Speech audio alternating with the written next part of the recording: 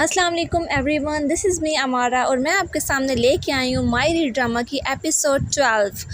तो अब ड्रामा बहुत ही इंटरेस्टिंग होता जा रहा है और बहुत ज़्यादा कॉम्प्लिकेशंस इस ड्रामे में आ चुकी हैं। और यहाँ जी भाई साहब बहुत ज़्यादा परेशान है कि जायदाद के हिस्से कैसे करूँ और पैसा मैं कहाँ से लेके आऊँ जो मैं बहनों में बांटूँ, जिन बहनों ने मुझसे हिस्सा मांगना स्टार्ट कर दिया है। तो दोनों भाई इस सोच विचार में गुम होते हैं कि अब क्या करना चाहिए। छोटा भाई कहता है कि मैं ओवर टाइम लगाऊं या फिर क्या करूं, और ऊपर से उसने 2 शादियां कर रखी होती हैं, तो इस तरह नहीं हो सकता और ये टेंशन्स बढ़ती ही जा रही होती हैं। दूसरी तरफ जब एनी स्कूल से वापस आती है तो बहुत ज़्यादा गुस्से से भरी हुई होती है और कहती है कि मैं अब क्या करूं, ये ज्वेलरी और ये कॉस्मेटिक्स और ये जो मुझे पहना दिया गया है, चूड़ियाँ वगैरह, ये मैं कैसे उतारूं। वहाँ बैठे-बैठे कॉल आ जाती है फ़ाहिर के मोबाइल पे। तो वो क्या होती है, लड़की उसकी कॉल आती है जो फ़ाहिर की गर्लफ्रेंड होती है। तो वहाँ एनी और फ़ाहिर की फिर से झगड़ा शुरू हो जाता है और फिर से लड़ाई शुरू हो जाती है। और वो यही एनी हस्बैंड वाइफ की तो फिर इस बात पे लड़ाई होती ही है ना, तो इन झमेलों में ये दोनों फंस जाते हैं। यहाँ पे फिर दोनों माएँ जो हैं, फ़ाहिर की माँ और एनी की माँ, दोनों सोच विचार में गुम होती हैं कि फ़ाहिर को कैसे समझाया जाए और क्या किया जाए और क्या नहीं किया जाए। यहाँ पे ये लड़का एक हमज़ा है इस ड्रामे में और ये क्लास फ़ेलो है उसका, एनी का, और ये एनी को पसंद करता होता है और अब ये इसी इंतज़ार में है कि एनी को कब डिवोर्स और मैं उससे शादी करूँ। बहनों का कोई हाल नहीं है, बहनें एक तरफ तो कुछ कहती हैं और दूसरी तरफ हर बंदे को लगाई बुझाई करने पे लगी हुई हैं। यहाँ पे भाभियों के सर पे आके बैठ गई अपना घर बार छोड़ के, तो यहाँ पे इनमें फ़साद बर्पा करने पे तुली हुई हैं। तो इस लिहाज से भी इनके घर में बहुत ज़्यादा जो है वो परेशानी बनी हुई है। यहाँ जब एनी आती है और अब्बा जी को बताती है कि मुझे सस्पेंशन लेटर मिल चुका है, तो मैं अब क्या करूँ। स्कूल वालों ने कहा है कि हम आप लोग की ज्वेलरी और ये जो है अगर आप पहन के आएंगी तो हम लोग रख लेंगे। तो अब मैं क्या करूँगी, उतारूँ। तो फिर ऐसा होता है कि दादी कहती है तुम पढ़ाई ही छोड़ दो। भाई अब उसकी पढ़ाई छुड़ाने की बारी आ गई है। यहाँ जब एनी के बाप ने दूसरी शादी की होती है और उसकी जो वाइफ़ होती है उसको एक बंदा जो है वो उसके घर तक आ जाता है, उसके पीछे पड़ा हुआ होता है और वहाँ पे एनी का बाप उसको देख लेता है कि ये वो आ जा रहा है, वो उसको सब्ज़ी देने पहुँच जाता है घर पे। लो जी, ये नया ही ड्रामा यहाँ पे स्टार्ट हो गया है और अब जी इन दोनों की लड़ाई फिर से स्टार्ट हो जानी है। यहाँ पे अब फुफ्फियाँ जो हैं वो दादी को लगाई बुझाने करने पे तुली हुई हैं कि उसको मीठा बनाने पे लगाओ जी, वो क्यों नहीं अभी तक उसने मीठा बनाया, किचन में उसको घुसाओ, पढ़ाई लिखाई छोड़ो। यहाँ पे एनी भी तैयार हो जाती है, फिर दादी उसको प्यार करने लग जाती हैं, दादी भी थोड़ा खुश हो जाती हैं।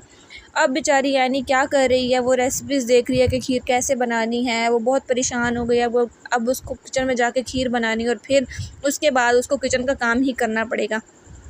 उसकी अम्मा उसको तसल्लियाँ देती है कि बेटा तुम रिलैक्स रहो, मैं तुम्हें तुम्हारे साथ मदद करवाऊँगी, ये है वो है, क्योंकि फूफियों ने सारा दिमाग ख़राब कर दिया होता है। यहाँ पे उसको टेंशन्स भी होती है कि मुझे पेपर आ रहे हैं, मैं पेपरों में क्या करूँगी, मेरा कल पेपर भी है और मुझे खीर भी बनानी है, पढ़ूँ या खीर बनाऊँ, क्या करूँ। और दूसरी तरफ इसके घर वाले इसके हस्बैंड के बगैर, मतलब फ़ाखिर के बगैर, उसको खाना भी नहीं खाने देते। तो यहाँ पे जब फ़ाखिर घर आ जाए तो एंजी उससे फिर लड़ाई करती है, तो तुम रोज़ाना ही लेट आते हो और मैं रोज़ाना ही भूखी रह जाती हूँ, और इस तरह ना किया करो, क्योंकि घर वालों को या तुम समझा सकते हो या फिर मैं तो नहीं समझा इस बात पे, क्योंकि घर वाले इसी बात पे अटल हैं कि तुमने उसके साथ ही खाना खाना है। फ़ाखिर क्या करता है, फ़ाखिर उसको ऑर्डर करता है बाहर से, कहता है कि हम खाना मंगवा लेते, तो पिज़्ज़ा वगैरह मंगवा के उसको ज़रा खुश कर देता है और खाना दोनों मिल के ये बैठ के पिज़्ज़ा खाते हैं। चलो फुफ्फी को थोड़ा सा पता चलना लगता है, लेकिन फिर वो छुपा के लेके जाता है अपने रूम में और दोनों बैठ के मिल के खाते हैं आराम से। फिर मूवी का प्लान बन जाता है इन दोनों का। चलो थोड़ी सी अंडरस्टैंडिंग इनके दरमियान हो रही है। यहाँ पे भाई साहब फिर वही झमेलों में फंसे हुए हैं अपने कारोबार के, ये वो। तो आ जाती है फ़ायका फुफ्फी फिर लगाई बुझाई करने, और उसको तो एक ही बात पड़ी हुई है कि मुझे भाई जायदाद में से हिस्सा दे दो। तो छोटा भाई समझाता है कि तुम भाई भाई को जो है थोड़ा सा रेस्ट करने दो और तुम ये बात लेके बैठ जाती हो। यहाँ पे जो दोनों हैं एक दूसरे की क्या लगती हैं, देवरानी जेठानी, ये बात डाल देती है उसके जहन में कि कल को फ़ाखिर तो पढ़ता नहीं है, उसकी माँ परेशान होती है और ये बात डाल देती है कि फ़ाखिर संभालेगा बच्चे और एनी करेगी काम। तो इस बात की उसको बहुत गुस्सा आता है। यहाँ पे दूसरी फूफी आ जाती है। दूसरी फूफी के भी यही रोने कि हमें जायदाद में से वो हिस्सा मांग रही है, कहीं मेरा हिस्सा भी ना लेके चली जाए। फ़ाखिर का अब्बा आता है, वो कहता है भाई फ़ाखिर तुम पढ़ते क्यों नहीं हो। फ़ाखिर उनकी बात को कोई गौर से नहीं सुनता, एक कान से सुनता दूसरे से निकाल देता है और अपनी वीडियो गेम खेलने में लगा रहता है। उसके अब्बू को चढ़ जाता है गुस्सा कि तुम भाई अपना कमाओ अपना खाओ, तुम्हारा बैंक बैलेंस कार्ड वगैरह हर चीज़ बंद और तुम्हारी मंथली जो मैं तुम्हें देता हूँ ना पैसे वो भी बंद। वो हर चीज़ बंद कर वो लेके चला जाता है।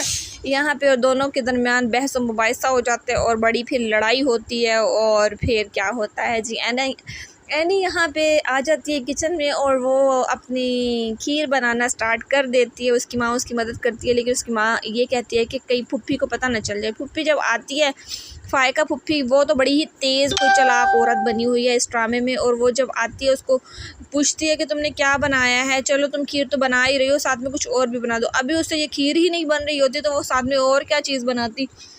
ये तो बड़े मसले मसाइल एनी के ऊपर आ गया, बहुत ज़्यादा बोझ। और नेक्स्ट एपिसोड में होने क्या वाला है कि कंपैरिजन होगा एनी और फ़ाखिर में कि तुम्हारी बीवी पढ़ती है तो तुम भी पढ़ा करो और अच्छे अच्छे मार्क्स लो, और ये भी सोबत का असर होने लगेगा।